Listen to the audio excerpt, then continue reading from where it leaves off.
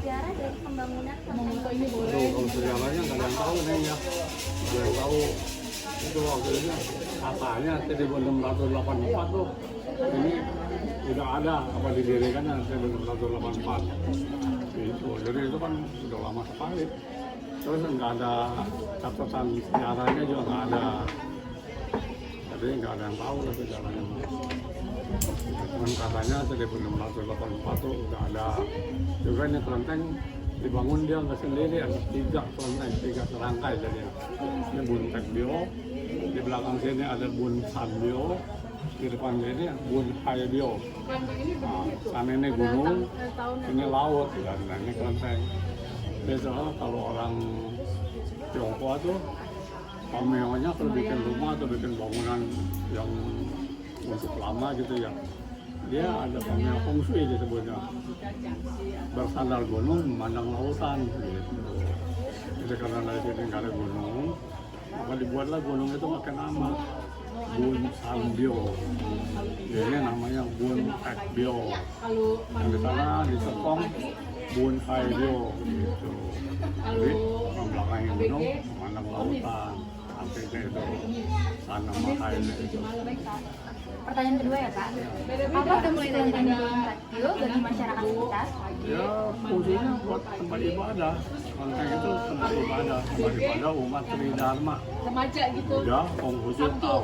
Malam minggu Jadi jam ibadahnya 7 malam. secara perorangan, tidak berjemaah. Terus Waktunya kalau misalnya itu ada kapan aja dari pagi, siang, sore, malam bebas boleh. dokter, Baik Pak. itu hak itu tertentu.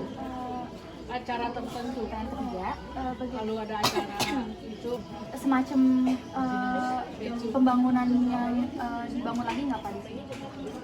Atau pemeliharaannya secara Ada lah, pembangunan aja ada. Kayak ini bangunan ini yang udah tahun ini ada yang pagi, itu 1076 ini pembangunan ini. Mau arak-arakan 1976. kalau mau ngeliat Jadi ini peci pembangunan naik baru, Pak? naik no, Ya. Ini bangunan baru atau ada. Saya kemarin naik perahu 1976 ini Ada baru acara jadi dia. semua. Nah, kalau yang belakang sana ya baca. udah lebih dulu. Nah, ini 1684 mungkin yang tengah Setahun itu ya. sekali dia. Yang Pas tapi mungkin peci.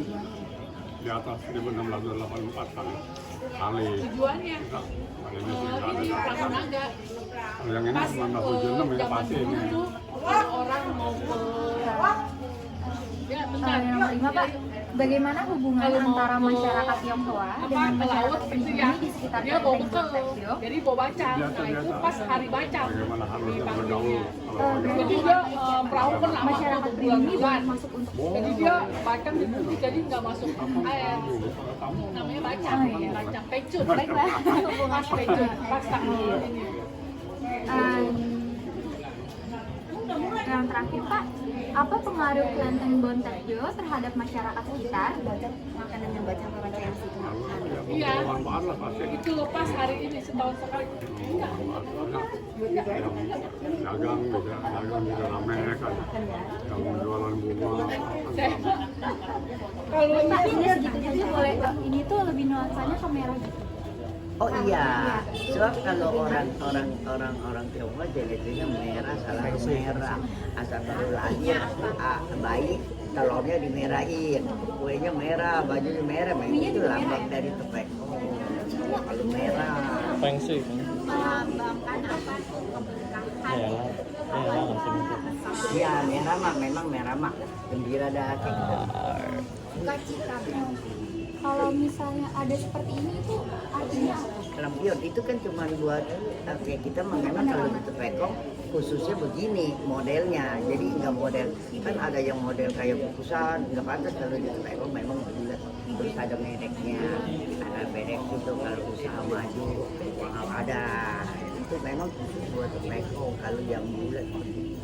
Kalau untuk tulisan Cinanya Tionghoa ini ada artinya nggak? Ada artinya, misalnya dagang supaya dia maju, atas misalnya keluarga sehat, ada. Itu kan lambang tahun baru, kan lambangnya juga orang itu tangannya begini. Tuh, kan begini kalau tahun baru kan begini. Ada lambangnya anak kecil gua biasanya mah. Ya ada lambangnya. Nanti kalau seandainya lambe di sini bulan 6 kan hari rayanya tuan rumah nih, itu lambangnya kopi. Nah, kalau kayak gitu tuh fungsi pacai, fungsi begini nih, pacai banyak harta masuk, jadi tanya. Gitu. Ada merah, kumpulin tuan, yang gitu aja. Nanti kita kasih telepon yang lebih jelas lagi tanya. Karena kalau tepekong melihat di mana aja nggak pernah ke merah lambangnya, tepekong mana-mana juga. Coba kalau Bugis, tahu nggak Bugis? Dia dipanggilnya kan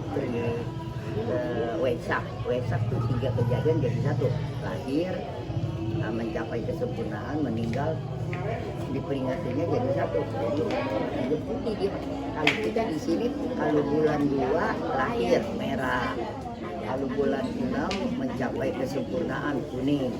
Nanti kalau bulan 9 ninggalin raga, itu baru putih. Kalau kita satu-satu, tapi kalau Wesak, Trisuci Wesak 3 kejadian jadi satu, lain-lain jadinya. Lainnya cuma aturannya doang. Kayak situ di rumah kalau makan siang jam berapa? Jam 11. Di rumah kita jam 1, jadi nggak bisa disalahin, ada masing-masing punya ini gitu. Nanti kita kasih nomor telepon yang lebih jelas lagi. Terus di situ ada kantor yang khusus. Memang kalau orang ini ngomongnya di situ, jadi nggak di sini. Sini ke tempat sembahyang. Nanti kalau ada orang dana tuh di dia kan repot. Ini ramai gitu, ada tempatnya. Cuman nggak boleh sembarang-sembarang. Kirim surat dulu, misalnya kapan dia mau datang. Gitu. Dia dadakan ini hari. Dia tiap hari buka. Cuma kalau ada surat kan nanti sapam yang nerima, jadi teratur gitu. Jadi nggak gitu doang bedanya, bukannya dipersulit, bukan. Jam sembahyangnya itu Umum 24 jam. jadi bisa pagi, Bisa tengah malam jam 1, jam 2 ini nggak pernah ada kunci, ada yang jaga. Kalau di mana-mana kan dikunci, kalau kita di 24 jam. ada saya baca. Ada baca. Jadi di bulan 5 itu kalau menurut orang Jawa musim panas, bambu-bambu juga tua. Jadi itu ada ceritanya. Cerita dari mana? Tinggal situ nah ini ada kali di situ ada upacara. So deh dari sini lempar keluar jalan gitu, dah pilih kali ada upacara. Dari orang Kongcu.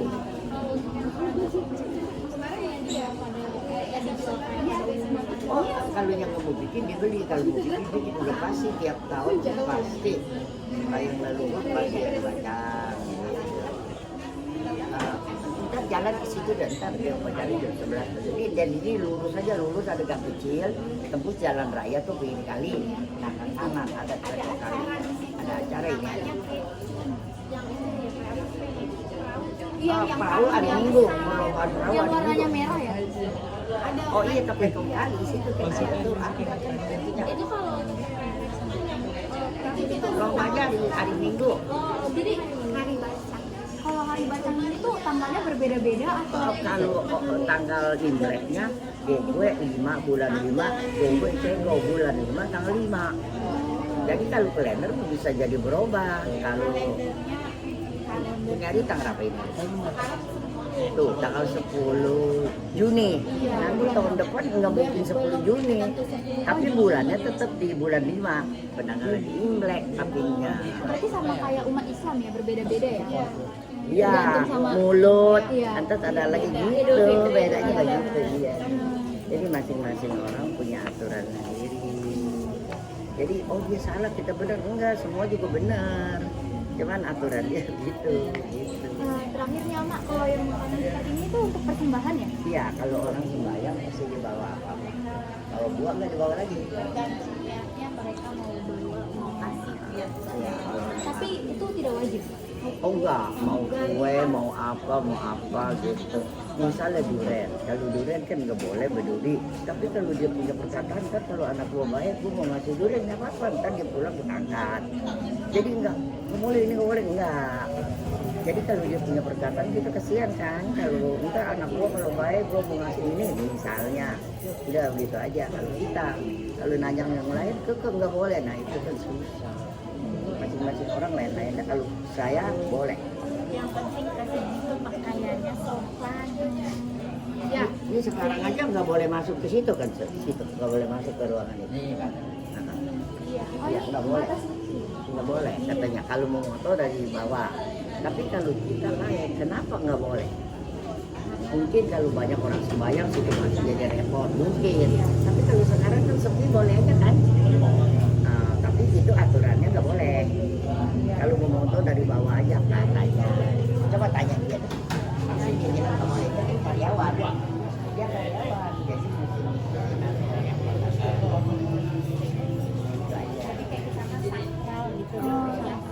Jadi kalau nanya orang jangan banyak-banyak orang bingung kan itu jadi. Memang asli dari leluhur ya berarti ya. Nanti kalau mau itu lagi ntar kita kasih telepon Kong Cineng nih sama dia ya. Bisa dia mah mau aja, cuman orangnya rada begitu. Jadi dia sering baca buku. Oke. Fasilitas ini kegiatannya maksudnya? Iya. Oh iya, tanggal 1, tanggal 15 yang bilang Syed Capo tuh kalau ya itu rutin. Terus ada yang ini misalnya hari rayanya kapan dipinjetin satu-satu yang ada di sini gitu aja kegiatan. Nggak apa-apa lagi kita yang datang semuanya ya umum, nggak misalnya orang Islam nggak diterima, pokoknya siapa aja yang mau datang diterima gitu. Kalau Buntekio ini namanya kan Buntekio. Iya. Kalau dia kegiatan di sini tuh apa aja sih? Kayak misalkan dalam seminggu tuh kegiatannya ada apa aja di sini? iya mungkin ada bakti sosial, kalau itu dia ada keluar bakti sosial hari raya hari lebaran gitu. Misalnya mau tahun baru dia ada kegiatannya, ada bidang sini 10 bidang sosial, bidang rumah tangga, bidang sembahyang, bidang sekolah banyak, ada bidang anak asuh ada anak asuh ada 10 bidang. Jadi di sini pendapatannya juga cuma dari umat, nggak ada yang punya di sini, nggak ada yang punya anggota di sini punya anggota karena anggotanya kira-kira 200. Nah itu milih ketua, anggota yang milih kayak presiden yang milih rakyat kan. Kalau di sini anggota, jadi siapa punya, nggak ada yang punya nih, punya anggota aja pokoknya lah. Itu aja. Jadi pendapatan juga ada bendahara, ada terarah ada gitu, ada bendaharanya, ada sekretarisnya, ada wakilnya, bagian sekolahan wakil 1, bagian anak asuh sama sosial wakil 2, misalnya bagian persemayangan rumah tangga wakil 3, jadi wakilnya ada 5, bidangnya ada 10. Jadi kan percis satu wakil megang 2 bidang. Kita di sini tuh susila, tahu dong susila. Ya jadi kalau udah ada di sini kita jangan semaunya atau aja. Yang bacanya kalau Mandarin li men pintu li tuh. Artinya apa tuh Indonesia? Pintu jalan kesusilaan. Gitu maksudnya. Semua juga ada arti-artinya. Kalau iya kalau soal unikan itu masing-masing orang pandangan sendiri. Iya. Untuk yang oh yang di situ tuh fungsinya tuh untuk apa yang Kalau fungsi saya lebih bisa menjawabnya tentang itu seperti prasasti. Jadi itu sejumlah orang ada namanya, ada kampung halamannya, dia berpacaran itu membentuk itu dari negara leluhur. Di sini itu untuk kalau dia itu selanjutnya bertua di mana itu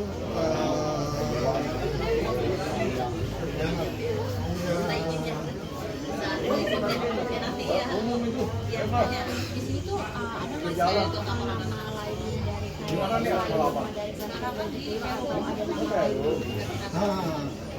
itu namanya Buntekio.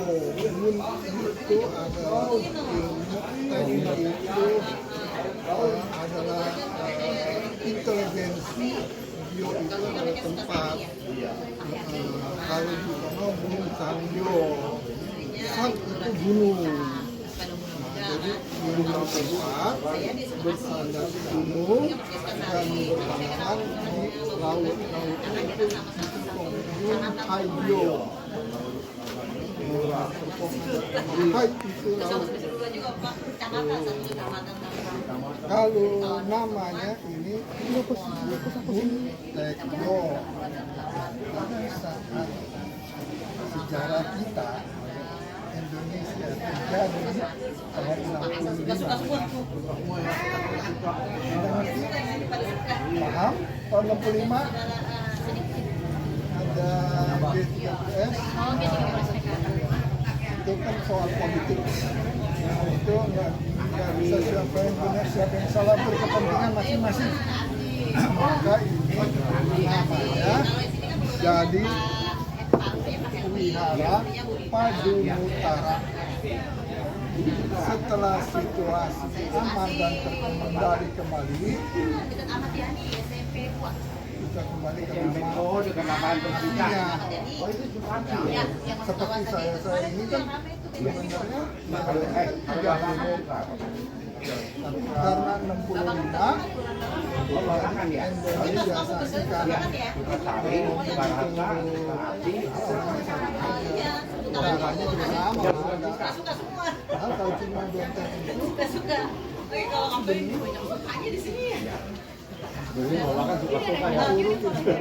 dari sini akan 5 keturunan asli maksudnya. Pak, sebagai warga di sini yang Bapak rasain dengan hadirnya Bontek Bio ini apa sih, Pak? Di sini kita kan keberagaman. Iya. Jadi ada ya saling berbaur lah. Dengan adanya pertandingan ini rasa keberagaman itu ada. Biasa dulu kan orang Muslim yang bekerja di sini. Lagi itu paling iniannya. Kalau misalnya kan Bapak kan menjaga ini ya, Pak. Kan Bapak kan juga beribadah. Ada halangan nggak sih, Pak, untuk melakukan ibadah? Kita ada halangan. Masjidnya ada di sekitar sini, Pak. Masjid kita tua juga di Tangkal. Oh, yang itu ya Pak, yang di depan itu ya? Masjid Kali Pasir. Itu tertua di Tangkal. Bapak juga kalau untuk fungsi Bapak merasakan sendiri nggak fungsi hadirnya Bontek Bio ini? Fungsi Bontek Bio ini ya mungkin lebih ke sejarahnya. Jadi kan banyak orang juga yang datang berkunjung kemari kan lihat sejarahnya, terus banyak kegiatan acara-acara di sini kan kayak acara pensiun, ya ada arak-arakan tahu tanggal 21 September arak-arakan 12 tahun sekali adanya, makanya ramai banget. Semua warga di sini ikut hadir. Bebas umum itu. Bapak senang nggak sama pekerjaan Bapak? 1 sampai 10 Bapak berapa? 10. Soalnya. Ini dong Pak, ini untuk kayak yang lukisan-lukisan yang sini tuh kayak ada fungsinya, ada fungsi sendirinya. Ada maknanya. Ada maknanya. Ini tentang kelahiran Pangeran Siddhartha. Awal mula lahirnya kehidupan Sang Buddha. Ini ibunya Yasodhara, terus disaksikan para dewa saat berjalan melangkah 7 langkah di atas teratai. Lalu selanjutnya ketika beliau sudah dewasa, dia memikirkan tentang kehidupan manusia. Di saat memikirkan pertama bekerja keras, tentang sakit, meninggal, lalu bermeditasi.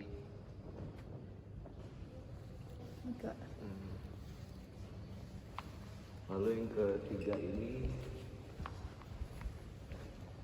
setelah memikirkan tentang kehidupan manusia, beliau memotong rambutnya di sekitaran sungai. Itu tujuannya untuk apa Pak? Di bawah pohon bodi. Tujuannya itu untuk meninggalkan duniawi, keduniawian, tentang kehidupan manusia. Lalu menyiksa diri. Nah, yang keempat ini beliau menyiksa diri selama berapa ya, lama pokoknya, di bawah pohon bodhi. Kayak meditasi gitu ya? Meditasi sampai seperti ini. Jadi dia meditasi bertahun-tahun seperti ini tuh tujuannya untuk apa? Untuk meninggalkan kehidupan manusia. Iya, menyiksa diri itu untuk istilahnya seperti kayak untuk semua makhluk hidup berbahagia. Iya, baik Pak.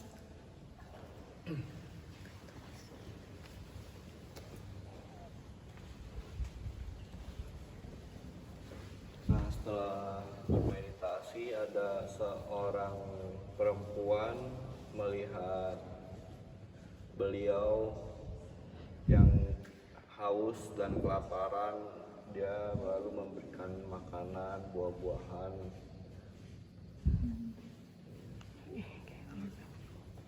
Tunggu sebentar Pak, sampai Bapak.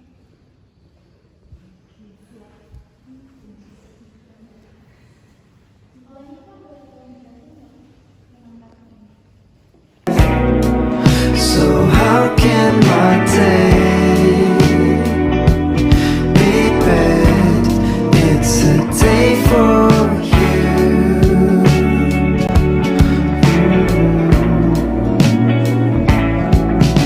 Bagaimana sejarah berdirinya masjid ini? Seperti siapa, tahun apa, dan kapan berdirinya? Kalau berdirinya tahun 72 dan pendirinya itu Syekh Ami Al-Fakir Muhammad Salafi. Beliau adalah murid dari Syekh Ami Abbas, yaitu Abu Bakar.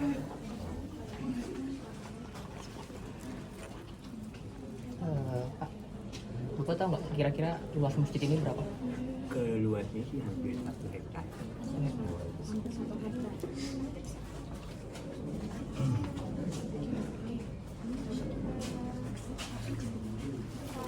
Saya ingin tanya, kalau misalnya aktivitas apa aja sih Pak yang biasanya dilakukan di masjid? Ya kalau aktivitasnya ya kalau maklumat pengajian, kalau hari biasa ya paling bersih-bersih. Kalau hari Minggu paling banyak tamu.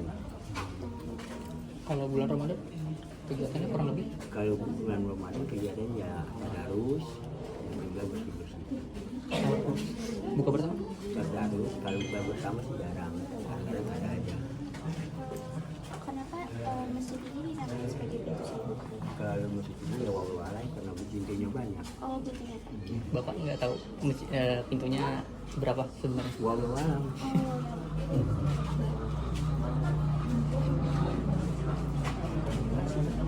Oh ya Pak, masjid ini pernah direnovasi nggak sebelumnya? Kalau ini sih kagak. Paling kalau orang masjid ini yaitu jamaah. Karena masjid ini hanya jamaah, jadi nggak bisa di paling dalam budaya jamaah semua. Biar ini pasti masih tetap jalan. Kalau misalnya di masjid pintu satu ini ada terdapat sebuah larangan gitu nggak Pak yang kayak Banyak. boleh sebut? Ya kalau larangan jalan. Kalau larangan ya paling juga kalau misalkan masuk ke mana gitu, ke makam ataupun ke tasbih, tidak boleh bercanda, boleh selawat.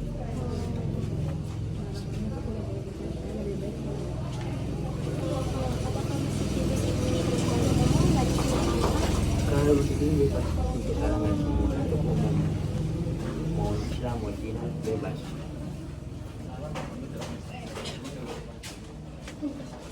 Pak, kalau ketua DKM seperti apa? Kalau di sini nggak ada ketua DKM, paling di sini nggak ada. Oh, karena Paling pengurus doang. pengurus nggak ada DKM. Baik. Apa aja Pak? Ya paling makam sama ruang tasbih doang. Oh makam sama ruang tasbih. Masjidnya berapa tingkat? 4 tingkat. Tingkat. Iya 4 tingkat. Itu masing-masing tingkat isinya apa? Ya ada aula, ada tempat aula, ada tempat buat jalan-jalan kayak uang-uangan jadi tujuan jalan-jalan kemana ya.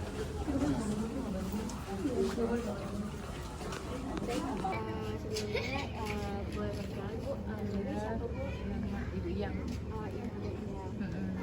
Maaf Ibu, saya izin bertanya, menurut Ibu dengan hadirnya Masjid Pintu Seribu ini apakah menjadi lebih membantu dalam kayak pekerjaan Ibu perekonomian gitu buat warga sini? Iya Bu. Sedikit banyaknya sih membantu ya kalau menurut saya pribadi, soalnya kalau di hari-hari kayak hari libur itu kan banyak tamu yang jarang, apalagi hari libur nasional kayak Idul Fitri, terus kayak Idul Adha, libur tahun baru kayak gitu kan lebih banyak pengunjung ke sini, otomatis warga sekitar juga kayak warung sembako kecil kayak saya ini kebantu ya, yang jarang otomatis jajankan di sini, terus sama pedagang-pedagang keliling juga banyak yang mangkal di sini. Kalau misalkan di masjid itu ada kayak program pendidikan atau mengajar agama buat anak-anak. Kalau sejauh ini yang saya tahu sih nggak ada anak-anak di sini, kali ngaji di pengajian ini di luar sini maksudnya. Jadi di dalam lingkungan ini tuh nggak ada Bu di masjid ini kayak Kalau buat anak-anak ya nggak ada, kalau yang dewasa nggak ada, yaitu setiap malam Jumat pengajian rutin, ya semacam begitu, terus ngadain ceramah kayak gitu masih ada. Kalau buat anak-anak Terima kasih ya Ibu. Pertanyaan pertama, apakah Ibu merasakan sendiri fungsi dari hadirnya Masjid Pintu Seribu ini Bu? Kenapa Bu? Yang Ibu rasakan? Libur rumah tangga. lebih basicnya kayak ada cara-cara besar itu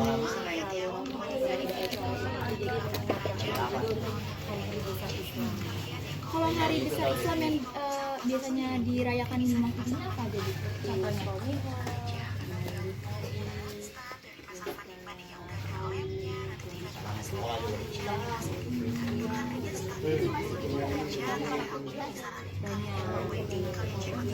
Kalau untuk pengunjungnya sendiri Bu, yang Ibu lihat ini setiap harinya selalu ada pengunjung yang datang. ada Ramai atau nggak Bu? lebih rame itu di hari Sabtu dan Minggu karena kan hari libur ya, hari weekend. Iya Bu.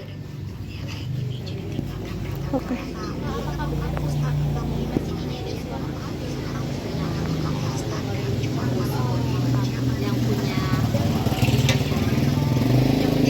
iya pendiri. Dengan adanya masjid ini tidak ada tidak menjadi halangan untuk melakukan kegiatan sehari-hari.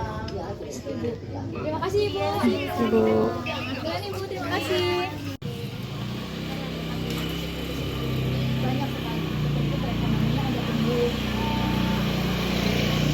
Kalau dampak negatif yang Ibu rasakan tuh ada atau tidak? Menurutku selama ini tidak ada. Kalau itu kan banyak ya wisatawan yang datang ke masjid ini. Menurut Ibu daya tarik tersendiri masjid ini tuh sehingga banyak wisatawan yang datang itu apa sih? Yang menurut kepercayaan mereka masing-masing misalkan gitu. Apakah di sini ya mau berziarah, gitu, mau mengetahui asal usul Pintu Seribu tuh kayak gimana gitu. Iya, Masjid Pintu Seribu ini juga banyak aktivitas ya Bu yang Ibu tahu apa aja Bu ya? Ya kayak pengajian gitu. Terima kasih Bu. Tanya nih Bu, mengenai menurut Ibu keunikan dari Masjid Pintu Seribu ini tuh apa sih Bu? Uniknya dia tuh orang ya kayak itu orang sesepuh di sini ya, pada Jadi dasarnya masjid tertua gitu? iya sesepuh, tapi sekarang orangnya sudah wafat, sekarang ini ganti anak-anakannya. Selain itu keunikannya ada?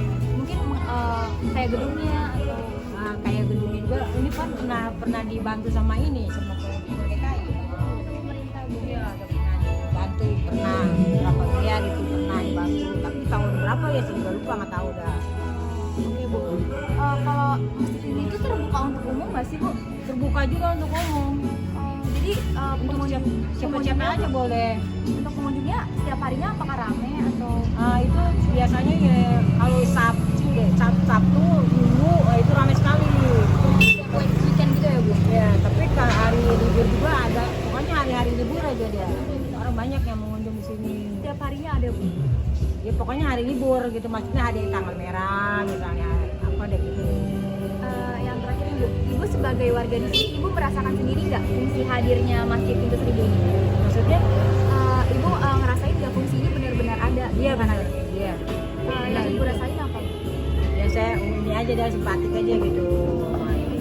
Karena dia emang seperti di sini gitu. Jadi kita sama-sama bisa beribadah. Ya, iya gitu. Oke Bu. Terima kasih banyak ya Iya, Ibu. iya. Terima kasih atas waktunya. Iya. Lately, life's so boring. I've been watching Netflix all day long. I thought there would be. Memulai buat kerajinan seperti ini Sekitar tahun 80-an.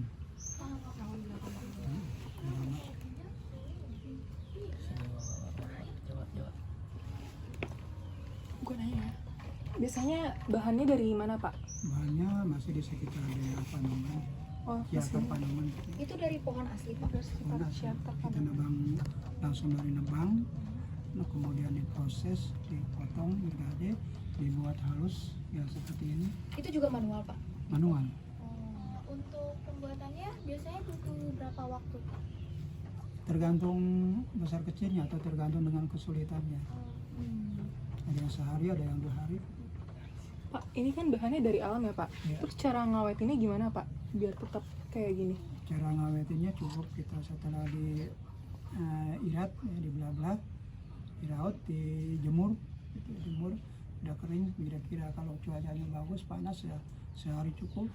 Kalau memang kurang panas, kurang terik, ya kita 2 hari.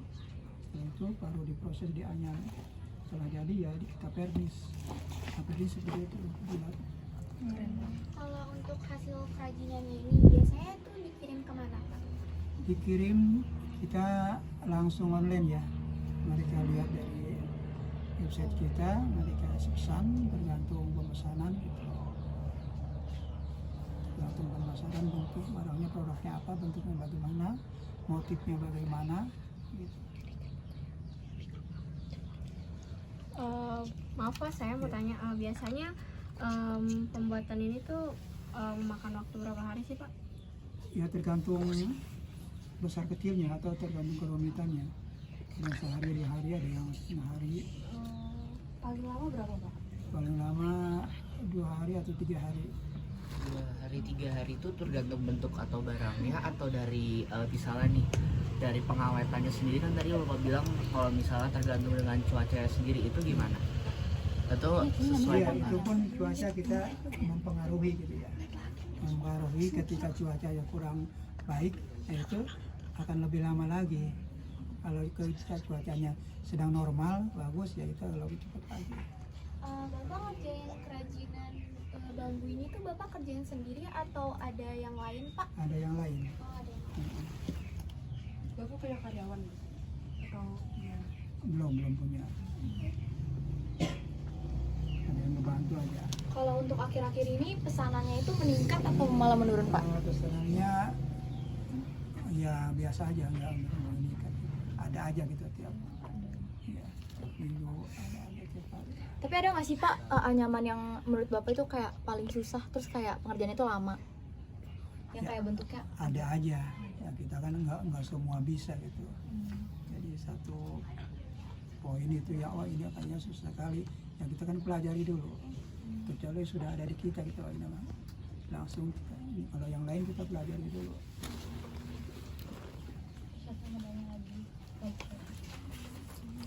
Bapak mulai bikin kerajinan kayak gini dari tahun berapa Pak? Dari sekitar tahun 80-an. Sekitar waktu itu kan kita cuma ikut-ikutan gitu, yang namanya anak itu ingin tahu ya model misalnya kalian model begini ya, ingin tahu cara nganyam ya model itu, ikutan belajar ya sampai sekarang gitu. Jadi itu awalnya dari Bapak nurunkan dari orang tua atau dari keinginan Bapak sendiri? Saudara. Dari saudara Bapak sendiri. Biasanya pesanan paling besar tuh proyek besarnya itu dari apa Pak? Biasanya dari mana pesanannya? Dari anyam-anyam lampion. Ya, kita kan khususnya banyak kebanyakan lampion. itu nantinya masuknya ke restoran, ke hotel, Hotel juga. ke kafe, atau ke yang kecil ke restoran-restoran lesehan gitu ya, macam piring-piring, boko atau bako kecil gitu. Pengiriman terjauh kemana Pak? Sekarang terjauh ke Makassar. Oh. Keren banget. Selain Makassar, kota apa sih yang udah pernah pesan ke sini Pak? Kalau ke Jambi kita jadi narasumber.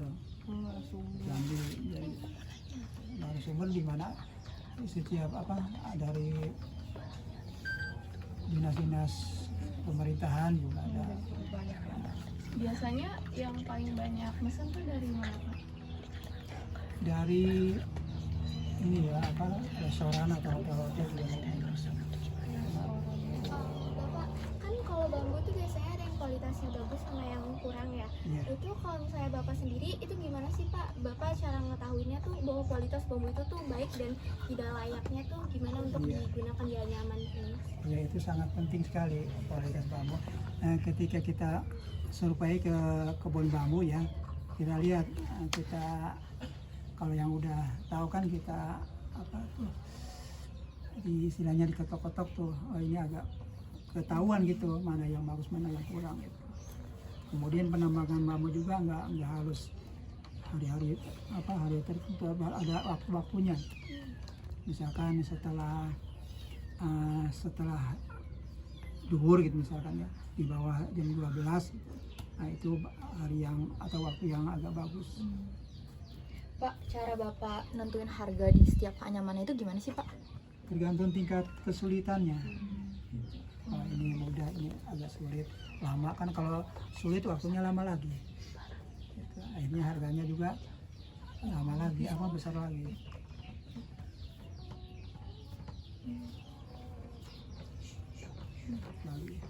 Biasanya kalau yang buat kayak gini tuh kisaran harga berapa sih Pak? Kisaran harga 160-an. Pak, kalau yang anyaman kayak gini untuk dikirim ke luar kotanya itu di packingnya kayak mana Pak? Biar tidak ada kerusakan. Ada yang mereka bawa sendiri, bawa mobil misalkan. Jadi langsung datang ke sini Pak? Iya. Kalau kita packing sendiri, kemudian begini kan kita takut terjadi kerusakan. Penyok-penyok. Dulu juga pernah bawa ini nih ke Jambi nih. Pas sampai di tempat, udah pada penyok. Bapak yang di belakang Bapak itu, maaf, itu untuk membuat apa Pak? Ini pesanan dari orang mana tuh? Ini dia minta seminggu 500 piece.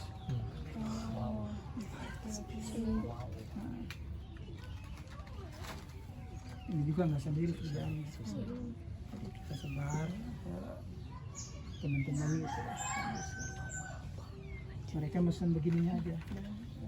Karena kalau pesan begininya aja mau dibawa ke luar negeri katanya nggak makan tempat di ini. Saya rasanya ini nantinya ini dibuat kotak semacam 14 cm. Kalau satuan dibentuk di mobilnya banyak. Kalau gini kan numpuk nih kayak kertas. Itu. Jadi pengirimannya nggak makan tempat.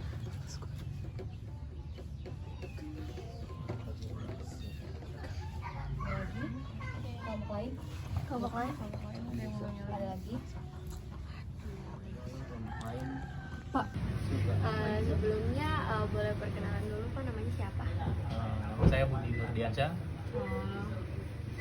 Ini Bapak buat kayak gini udah berapa lama Pak? Kalau plastik ini tahun 2000-an Mbak. Kalau dari bambu itu tahun 80-an. Ini Bapak bikinnya sendiri atau ada kayak pekerja yang Ada pekerjanya. Kebetulan kita nginduk sama pabrik. Biasanya kalau buat yang seperti ini tuh berapa lama? Untuk pengerjaan satu barang ini untuk satu orang sehari itu bisa dapat 5 piece. Kadang kan orderannya pun sampai ribuan, ratusan piece, dan itu diekspor Mbak. Biasanya orderannya tuh kalau daerah mana aja? Apanya? Orderan ini. Ini tuh buat dikirim ke Belanda Mbak, Amerika sama Dubai. sampai saat ini. Kenapa? Sampai saat ini. Sampai saat ini. kira-kira kalau yang dikirim ke luar negeri gitu kisaran harganya berapa sih? Wah itu perusahaan yang ini, bukan ini. Karena kita ngitung sama perusahaan, Mbak. Dan kerja pun tergantung dari perusahaan. Ada order harganya. Yang masih ini sih ya Belanda sama Amerika. Yang masih ini. Kalau di daerah Indonesia sendiri paling banyak pemesanan di mana? Pemasaran lokal jarang ya, Mbak. Justru dari luar negeri. Justru dari luar negeri, Mbak. Untuk di sini tuh ada berapa pengrajin, Pak? Kalau dulu tuh sekitar tahun 90-an tuh sekitar 150 karyawan, Mbak.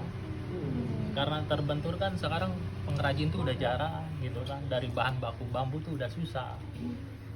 Pengurangan. Jadi orang lebih banyak kerja di pabrik sekarang dibanding sekarang udah ganti plastik. Ini pembuatan kerajinannya masih mesin atau manual? Manual semua.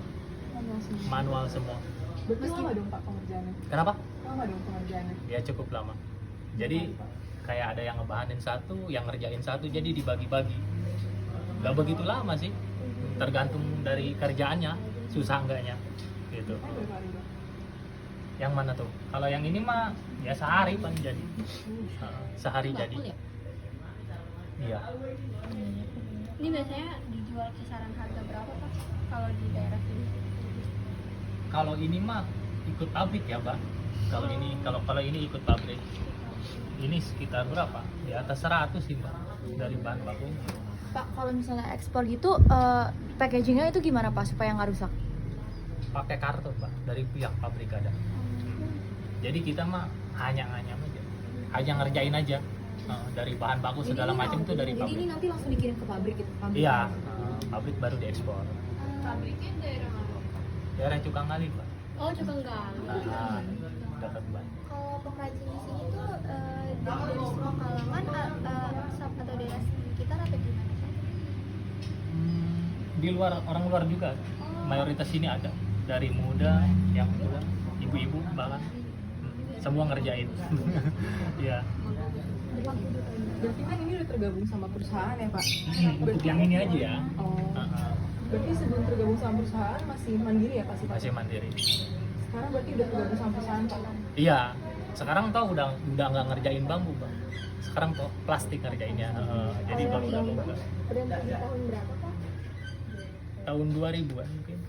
2000-an awal ya, udahan bambu. Alasan berhenti kenapa Pak? Kenapa? Alasan berhenti mungkin Pengrajinnya sudah kurang, dari bahan baku sudah susah, mahal. Emang idealnya kalau misalnya untuk mendapetin bambunya itu dari mana?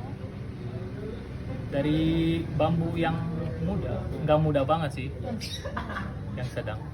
Terus susah bambunya sekarang. Pengrajinnya pun udah jarang sekarang. Gitu. Alasan itu. Kalau orderan sih mungkin masih banyak ya. Kalau untuk yang pekerjanya yang susah. Dari yang kerjanya. Kalau untuk yang ngerjain itu masih ada. Boleh dijelaskan, Pak? Itu foto apa? Oh, ini penghargaan Upakarti tahun 93 sebagai pengrajin. Dari Bapak Soeharto ya? Iya, dari Bapak Soeharto.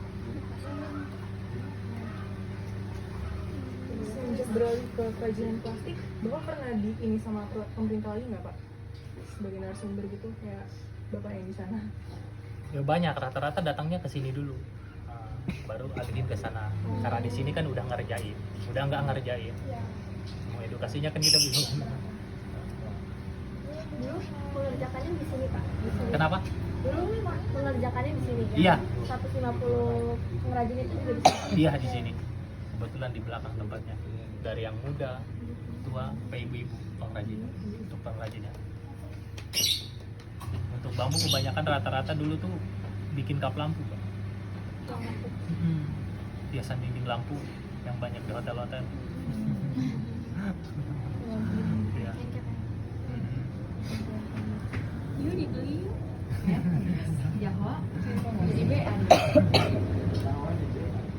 No things left to watch.